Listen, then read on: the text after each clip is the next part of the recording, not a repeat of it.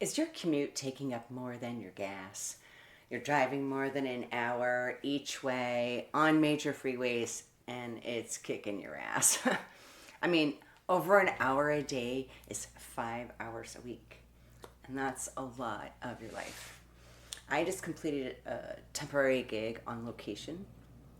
The combo and the drive and the unreal heat that we're all facing was taking me out. I had to stop and ask, can I make this better for myself?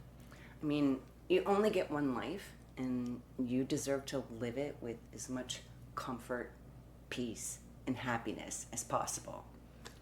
Today, I've got 3 areas you can improve about your commute that will help you reduce your stress, alleviate anxiety, and just help you be more comfortable. If those sound like life goals to you, welcome into your daily dose of Dawn at Dawn, videos designed to get you on your own side. First, how do we get here overdone on our commute? Because being on your own side doesn't always happen instinctually. Okay, so for me, I ended up like a frog in a pot. Life started wearing me down a little more than the day before. And the end of the day started coming sooner than I wanted it to. I was trudging along until it's only Wednesday and you're already feeling like the Walking Dead. So life keeps lifing, and weekend self-care is a joke with no punchline. And then Monday kicks you in the face well before you're ready. As a resilience coach, I teach my clients how asking yourself one simple question can often be the catalyst to real change. Is this on my own side?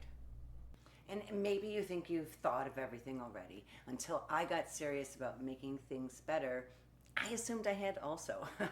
I went from this sucks to I got this with 3 distinct additions that made all the difference, and I want you to have this ease too.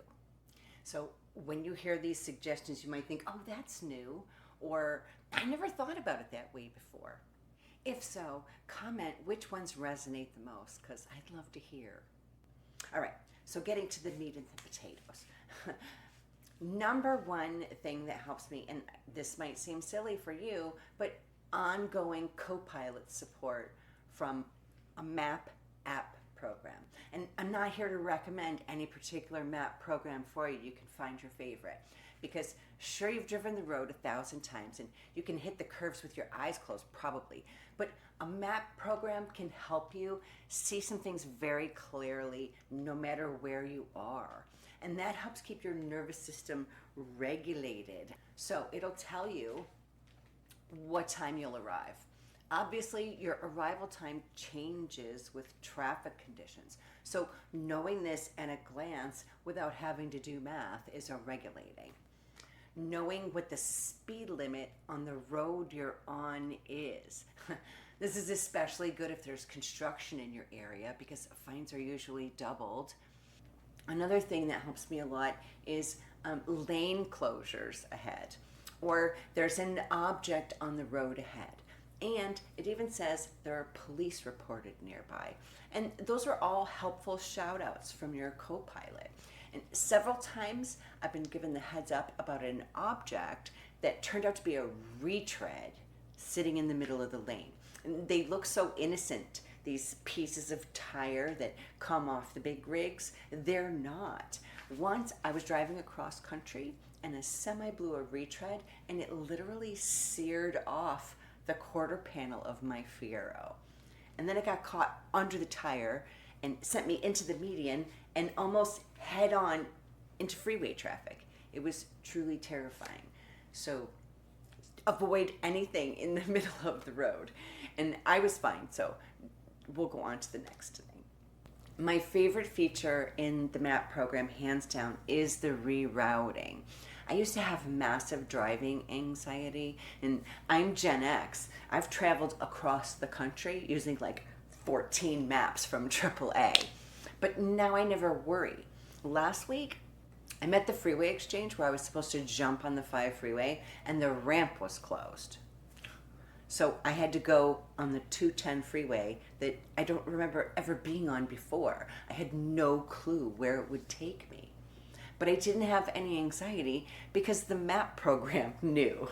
And within seconds, it had rerouted and I could tell where I was supposed to go. And the only difference was I was going to be 10 minutes later than I originally was supposed to be.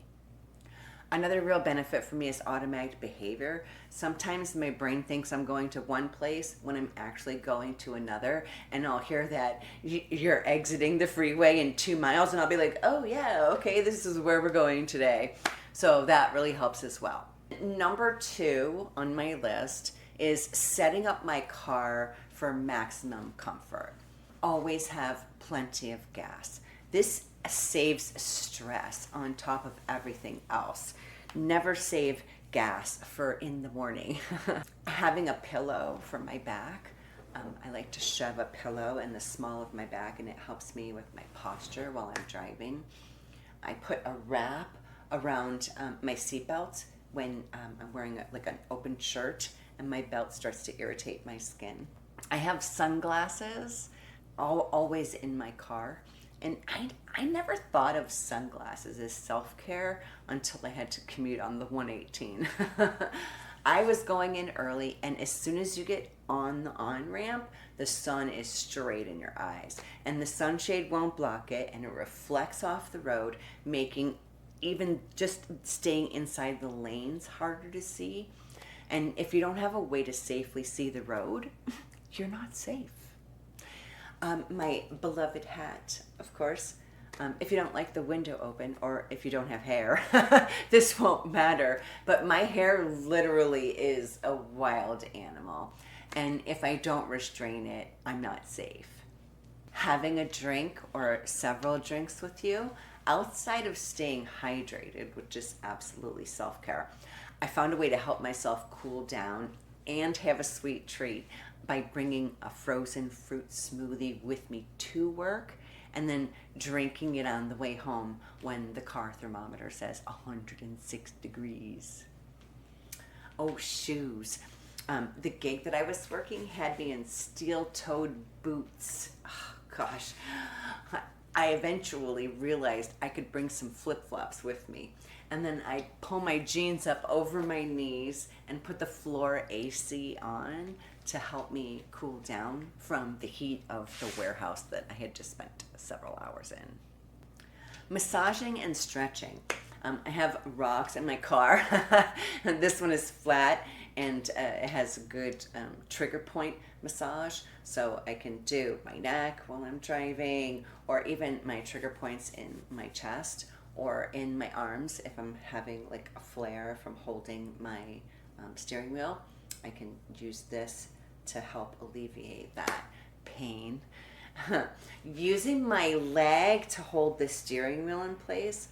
I watched a video years ago about how much weight it puts on your neck to hold your arms out and hold your steering wheel with no support for your elbows. And when you're in the car for 30 minutes or more, especially if you have tender trigger points like me, the weight can really add up and it puts like little hot rocks in my arm. So I'm holding the wheel in place with my thigh and my hand is also here, holding the wheel, but lower so that I can rest my elbows and not have that same weight pulling on my neck. I always keep a blanket or a sweater in my car in case the weather changes. I really love to keep my windows open when I'm driving. I love the breeze. It feels good. And to me, driving as fast as I can with the windows open feels a lot like flying while sitting down, which I can totally do in my dreams.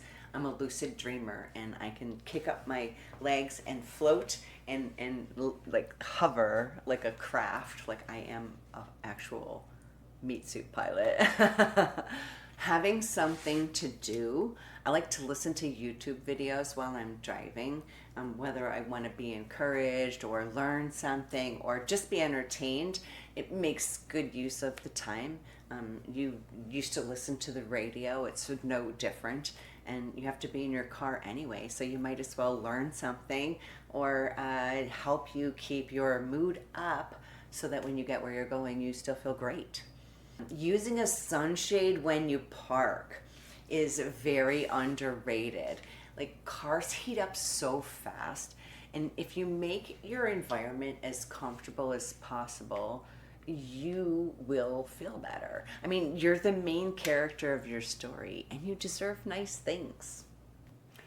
Okay, this brings us to the third area, emotional regulation. And this is for you. I used to think calming down was to please others, but now I completely understand that it is medicine, especially if you have an autoimmune disease or two like me. When you're in a mood or in fight flight, your immune system goes on pause to deal with the crisis. If you've been living with back to back crises, this can be a lot harder to turn off. So, the most important thing to me is that I notice. Here are some of the silly and serious ways that I lead myself with love while driving on the freeway or for a long distance. I use phrases that help me dispel any frustration that I might be holding on to. I say things like, everything happens for my benefit, or whatever happens, I'll handle it. And both of those give me the capacity to handle whatever it is. If I'm stuck in a slowdown, I'm going to assume it's keeping me from running into something I really didn't want to run into anyway. Having good road etiquette. Let people in. Come on, friend, I got room for you. It helps you so much to think about the people around you as in it with you rather than adversaries. Back off from sketchy drivers. If someone's doing anything that makes you raise your eyebrows, just back off a little bit and let them go ahead with their bad selves. You can hang out in the back where the air is less toxic. I have two silly songs that I sing to help me vent out my frustration while also cracking myself up. To help me keep my nervous system regulated. So one of the things is I sing, keeper of the time, why do you get to decide how fast everybody can ride? And of course I sing it more like aloud and silly than I will right now. Another one is, there's a song by Callum Scott called The Reason, and I'll sing, you are the reason that traffic jams exist. It's you. It's all your fault. And it just helps me get out my frustration that these people are holding everybody up. Show up for you. Lead yourself with love. Because if you say it's okay, guess what? It's okay. Thank you for being here. If you found value in this, make sure you're subscribed and ring the bell. And if you want to make sure you don't miss an episode, sign up for delivery at dailydoseofdawn.com, where you can also copy down all of these things we just discussed. And no matter what you do today, do it from your own side.